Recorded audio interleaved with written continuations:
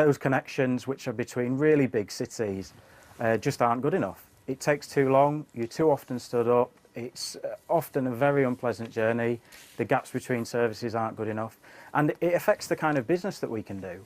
So it reduces the opportunities that we have to create economic growth in the north of England that could help us pay our own way within the UK. Yeah, but is HS2 and HS3 the way forward then?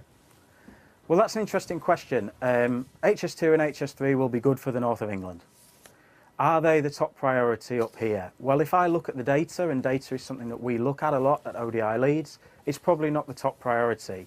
I could tell you what the top priorities are, though. It's boring things like bus regulation and small new improvements to trams or cheaper ways to take the bus between local centres.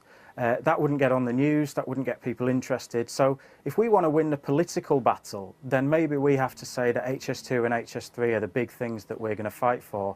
And that seems to be what the political leaders, who know much more about politics than me, have picked as the targets to go for. Yeah, but all that local stuff that you say, you know, is mundane, you know, bus routes and so on, that's local authorities' responsibility, isn't it? And they would understand, surely, that it's important to improve these routes. So why aren't they doing it? So I should correct you there.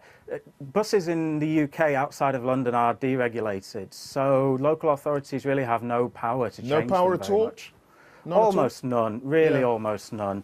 If you look at in Sheffield, there's competition on bus routes, there's different fares, it's extremely hard to understand. Outside of peak times, it's unclear where the buses will run at all. There's nothing that you can do when there are delays. So I really do think that in the north of England, there is very little power that local authorities currently have to improve the boring things like bus services that all of them want to do. And they've all made really clear to government for decades that they want to improve things like buses. I hope that's going to happen with the buses bill, which is coming into power at the moment. I think there's a long way to see whether that gives us enough power. But local authorities in the north of England know what they need to do. They desperately want the power and the money to do it. And I think that if they have the power and the money, they will focus on the things that are most important for the north of England. Yeah, I mean, are we going to be having this conversation, Tom, in, I don't know, 20, 30 years' time, where we're talking about a northern powerhouse and it hasn't happened, the bus service is not being improved, the fact that you can't get from Liverpool to Leeds in a timely manner, you know, because we've been talking about this for a number of decades and nothing has changed.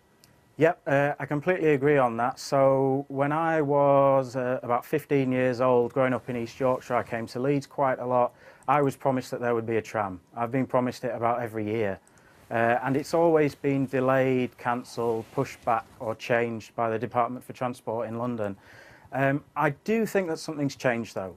I think that when you have someone like the Mayor of Greater Manchester and the Mayor of the Liverpool City region able to talk and really put the case for investment. When you have someone like George Osborne, who's moved up to the northwest to be an MP and has really got it and understood what's happening, and even though he's not in government, I still think he influences the thinking there.